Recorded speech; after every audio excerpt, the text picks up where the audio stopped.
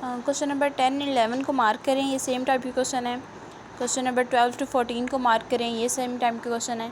और question number 15 16 ये same type के क्वेश्चन है।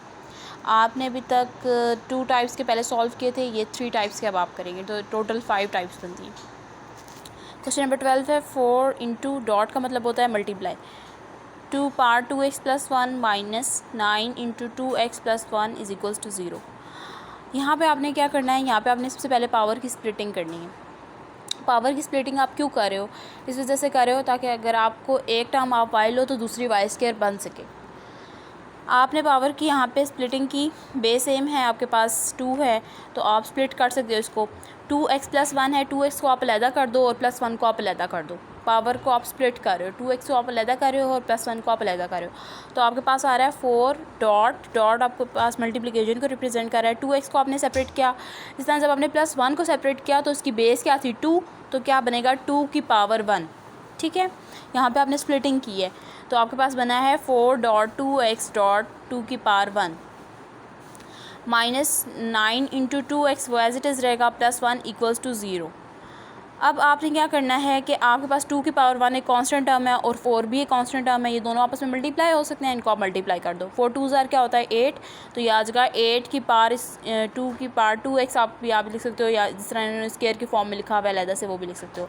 8.2x और बार स्क्वायर की फॉर्म में इन्होंने लिख दिया, हम 2x को ऐसे लिख सकते हैं -2 इंटू 2x + 1 इक्वल्स टू 0। यह आपके पास आया। अब आप यहाँ पे y और y² बना सकते हो। अब आप सपोज़ करोगे लेट के आपने लिया y इज इक्वल्स टू, छोटी टर्म इसमें 2x है और बड़ी टर्म इसमें 2 की पावर 2x है। ठीक है, तो आपके पास छोटी टर्म इसमें 2 की पावर x है, तो आपने उसको सपोज़ कर लिया y। जब आपने दोनों तरफ स्क्वायरिंग की, दोनों तरफ आप स्क्वायरिंग करोगे तो आपके पास 2 की पावर x का स्क्वायर हो जाएगा इज इक्वल्स टू y² हो जाएगा, तो ये 2 की पावर 2x बन जाएगा। ठीक है, तो आपके पास क्या आ जाएगा, यहाँ से अब आप सब्स्टिट्यूशन दे दो, गिवन जो क्वेश्चन है आपके पास उसमें आपने सब्स्टिट्यूशन दी तो आपके पास 8 इंटू ये y² जो बन रहा था वो यही आपके पास टर्म बन रही थी 2 की पावर x का स्क्वायर, तो आपने इसकी जगह क्या लिख दिया y² माइनस 9.2x आपके पास क्या बन रहा था 2x आपके पास y बन रहा था, y आपने सपोज़ किया था, आप इसकी जगह y लिखोगे +1 इक्वल्स टू 0। एक बार फिर मैं रिपीट कर देती हूँ कि हमने सबसे पहले क्या किया है कि हमने सबसे पहले पावर्स की स्प्लिटिंग की है। पावर्स की स्प्लिटिंग हम इस वजह से कर रहे हैं कि एक टर्म को अगर हम y लें तो दूसरी y² बन सके। इसके अलावा ये y और y² की फॉर्म आपको नहीं देगा, इसलिए आपको स्प्लिटिंग करना मस्ट है। आपने 2 की पावर 2x + 1 की स्प्लिटिंग की, इसको आप ऐसे लिख सकते हो 2 की पावर 2x डॉट मल्टीप्लिकेशन को रिप्रेजेंट कर रहा है 2 की पावर 1। बेस सेम है तो बेस आप लिखना नहीं भूलोगे। +1 को आपने जब सेपरेट करोगे तो आप उसके साथ उसके नीचे बेस भी लिखोगे, बेस इसकी 2 है तो इसकी जैसे 2 की पावर 1 हो जाएगी। अब 2 की पावर 1 एक कांस्टेंट टर्म होती है, तो 2 की पावर 1 2 ही होता है, कांस्टेंट टर्म है, ये दोनों मल्टीप्लाई हो जाएंगे। कांस्टेंट टर्म यहाँ पे ऑलरेडी 4 भी है, 4 और 2 मल्टीप्लाई हो जाएंगे, 4 2 8 हो जाएगा। फिर आप 2 की पावर x को y ले लोगे और 2 की पावर 2x जो है वो y² बन जाएगी। ठीक है, यहाँ तक आपके पास क्वाड्रेटिक इक्वेशन आ गई। यहाँ पे इन्होंने फैक्टराइजेशन से सॉल्व किया हुआ है। बहुत से जो हैं बहुत सी इक्वेशंस जो हैं उसको आप फैक्टराइजेशन सॉल्व नहीं कर सकते, क्योंकि आप वो पेयर नहीं ढूंढ सकते जो मल्टीप्लिकेशन और एडिशन सब्ट्रैक्शन की कंडीशंस को पूरा करें। तो आप बेहतर है कि आप इसकी जगह क्वाड्रेटिक फार्मूला यूज़ करें। अगर फैक्टराइजेशन आपको पसंद है तो फैक्टराइजेशन भी कर सकते हैं। तो आपने 8x² minus 9y + 1 equal to 0 को फैक्टराइज़ किया, मल्टीप्लाई करने से आपके पास 8 1 8x² का y² का कोफिशिएंट यहाँ पे आपके पास 8 है, तो कांस्टेंट टर्म आपके पास 1 है, 8 1 8 होता है, तो मल्टीप्लाई करने से क्या आना चाहिए 8 और प्लस या माइनस करने से क्या आना चाहिए 9y आना चाहिए। अब आप अगर देखें 8 इंटू 1 मैं लूँ तो 8 1 8 होता है, और अगर मैं -8 और -1 लूँ तो वो मुझे -9 देगा। तो आपने साइन ये चीज़ देख के लेना है कि लीनियर टर्म के साथ आपके पास प्लस है या माइनस है, तो आप उसके अकॉर्डिंग जो है आप साइन सजेस्ट करोगे कि आपने क्या लेना है। अगर आप +8 +1 ले लेते हो तो वो +9 आपको देगा, आपको +9 तो नहीं चाहिए, आपने लीनियर टर्म को देखना है। लीनियर टर्म आपके पास -9y है, तो आपको माइनस के दोनों टर्म्स चाहिए, -9 -8 -1 -8 -1 आपको क्या देगा -9। इसलिए आपने चूँकि 7y भी है तो आप 7y भी लिखोगे, 8y माइनस 1y, 1y क्या होता है, y ही होता है। इसी तरह आपने फर्स्ट टू टर्म्स में से कॉमन लिया, लास्ट टू टर्म में से कॉमन लिया। फर्स्ट टू टर्म में से आपके पास क्या कॉमन आ रहा है, 8y बाहर कॉमन आ रहा है, ब्रैकेट में y माइनस 1 बच गया। इसी तरह लास्ट टू टर्म में से कुछ कॉमन नहीं आ रहा तो -1 आप बाहर कॉमन निकालोगे, ब्रैकेट में आपके पास साइन चेंज हो जाएगा, y माइनस 1 बच जाएगा इक्वल टू 0। सेम जो टर्म्स हैं उनको आप एक दफ़ा लिखोगे ब्रैकेट्स को, और बची हुई टर्म्स को आप एक दफ़ा लिखोगे। 8y माइनस 1 आप एक दफ़ा लिखोगे, और सेम आपके पास पेयर क्या है, y माइनस 1, उसको आप एक दफ़ा लिखोगे। तो यहाँ से आपके पास फैक्टराइजेशन के बाद बचा 8y minus 1 into y minus 1 equals to 0। एक बार आप एक पेयर को इक्वल टू 0 लोगे, दूसरी बार आप दूसरे पेयर को इक्वल टू 0 लोगे। 8y माइनस 1 इक्वल टू 0 और दूसरी बार y माइनस 1 इक्वल टू 0। -1 है, दूसरी तरफ जाके +1 हो जाएगा। आप इसी तरह 8 y के साथ मल्टीप्लाई हो रहा है, दूसरी तरफ जाके डिवाइड हो जाएगा, तो y की वैल्यू 1/8 आ जाएगी। इसी तरह y माइनस 1 में y1 जो है दूसरी तरफ जाएगा तो +1 हो जाएगा, दूसरी y की वैल्यू 1 आ जाएगी। अब आपने y की वैल्यू जो भी सपोज़ की थी वो आप लिखोगे। y की वैल्यू आपने सपोज़ की थी, ऊपर देखें 2 की power x equals to y था, तो 2 की पावर x थी, आपने y की जगह लिखना है 2 की power x equals to y। यहाँ से अब आपने y से क्या निकालना होता है, फिर आपने एक पास जो गिवन क्वेश्चन में जो वेरिएबल होता है उस फॉर्म में आपने आंसर निकालना होता है।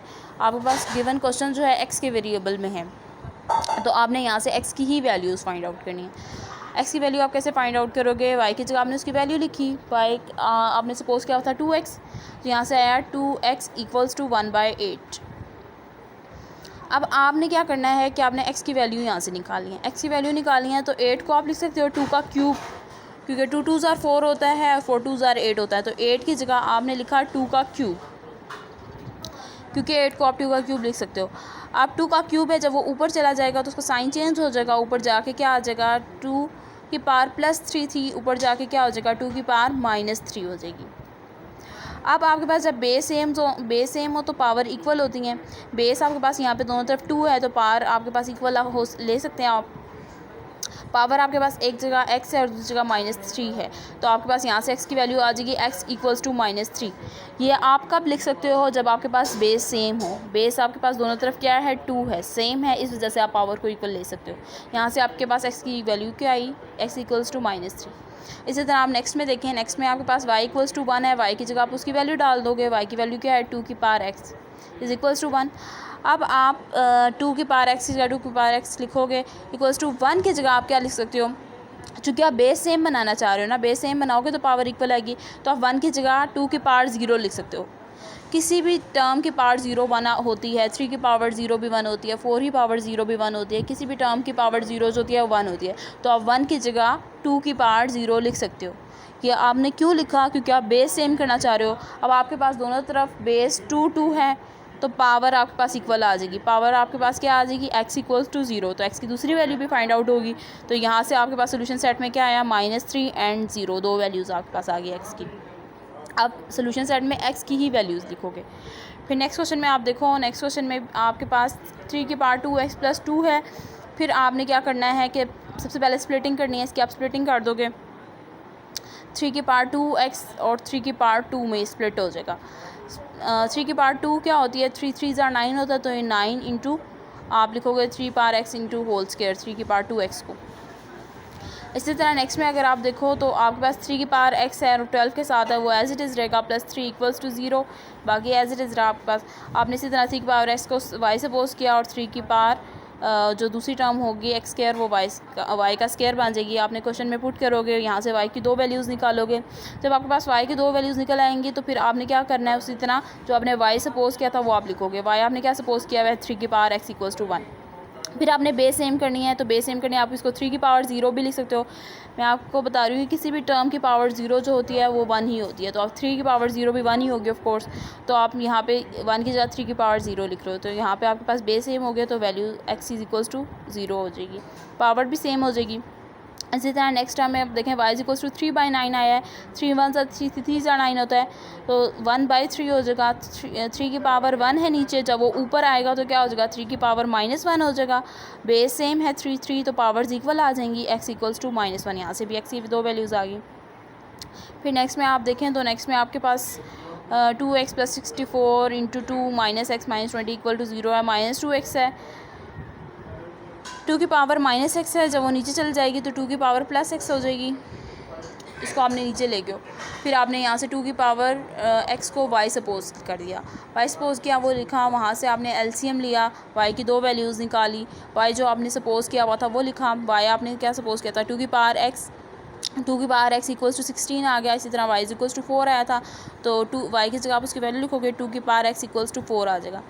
आप 16 को आप 2 की पावर 4 लिख सकते हो क्योंकि आप बेस सेम करना चाह रहे हो। बेस सेम होगी 2 दोनों तरफ होगी तो पावर्स भी इक्वल हो जाएंगी, x की वैल्यू इक्वल्स टू 4 आ जाएगी। इसी तरह नेक्स्ट में देखो y इक्वल्स टू 4 है, तो यहाँ से आप y की वैल्यू लिखोगे, y की वैल्यू आपने 2x सपोज की थी, 4 को आप लिख सकते हो 2 की पावर 2, बेस सेम हो गया तो पावर्स भी इक्वल हो जाएंगी, x इक्वल्स टू 2। तो यहाँ से आप सोल्यूशन सेट में 2 और 4 x की 2 वैल्यूज़ लिख दोगे।